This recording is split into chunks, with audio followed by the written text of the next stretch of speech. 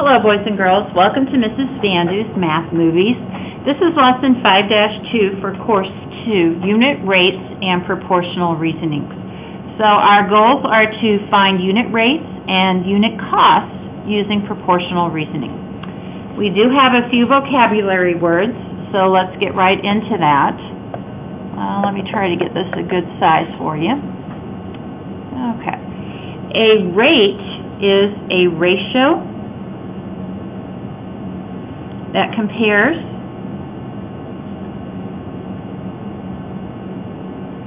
two quantities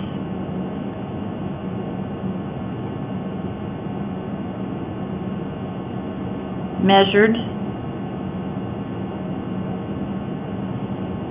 in different units.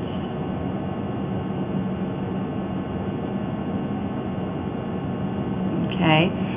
Like miles per hour, words per minute as a reading rate or a typing rate. Also miles per gallon in a car. So those are a few examples that are fairly common. All right, a unit rate is a rate for 1 unit of a given quantity.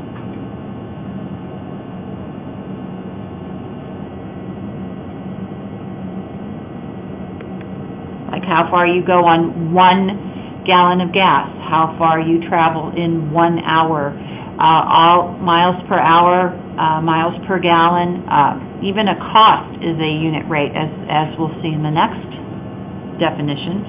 A unit cost is a unit rate that gives the cost per unit.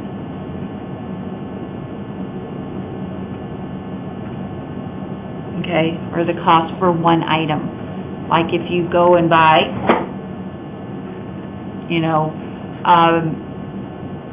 5 cards for $1, well, each card costs 20 cents.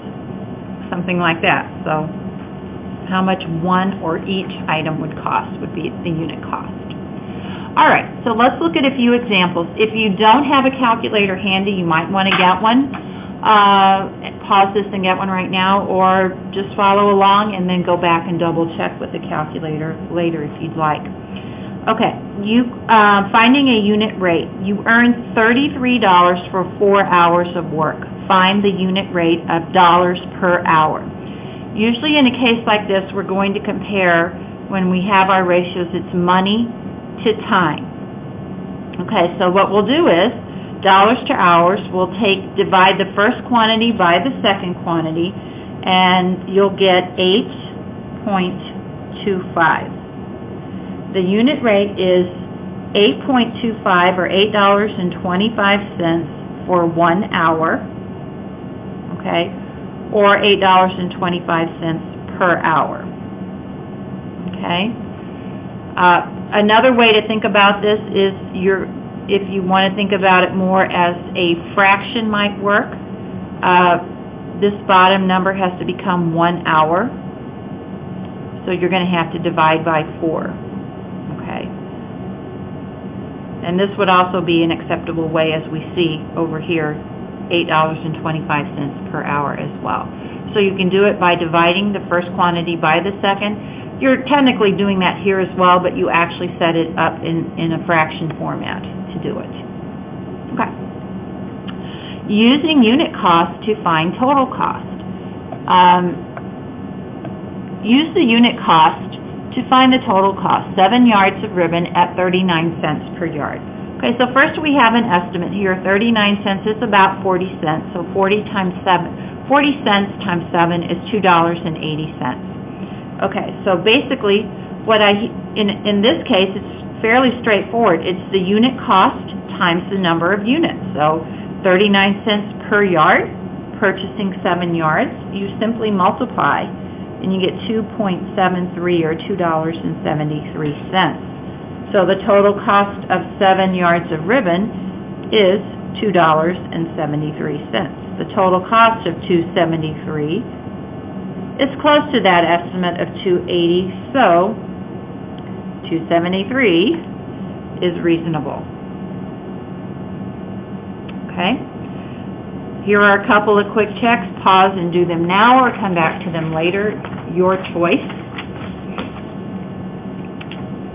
Example number 3, using unit cost to compare. Find each unit cost, which is the better buy. Okay, now, first of all, let's define better buy. Better buy is going to be the lower unit cost. Okay, that's our criteria for determining this. So if we're talking about better buy, we're looking for the lower unit cost. Okay, so basically what I do is I'm going to find the unit cost for each size, and I'm going to go ahead and do division. That's how this is set up. Remember, you have the option of doing equivalent fractions as well. But if you take 89 cents divided by 3 pounds, that's 0.297 when I'm rounding. Generally, you're going to want to take this to money is 2 places past the decimal point. Take it to a third in case they're so close you may sometimes have to look at the thousandths place to make your comparison. So I always do an extra place just to have it in case I need it. Okay, and the cost of 5 pounds of potatoes is $1.59, so that's $1.59 divided by 5, which is 0.318. Okay, so since 0.297 is a little bit less than 0.318, okay, 3 pounds of potatoes for 89 cents is the better buy. So this, the first place, is about 30 cents per pound.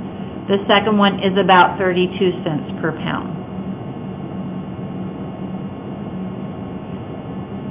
Okay, now again, I like to write down it out to 3 places and then round. Sometimes you're going to find that if you went straight to this rounding number, these would be equivalent and you'd have to go back to this anyway to make your decision.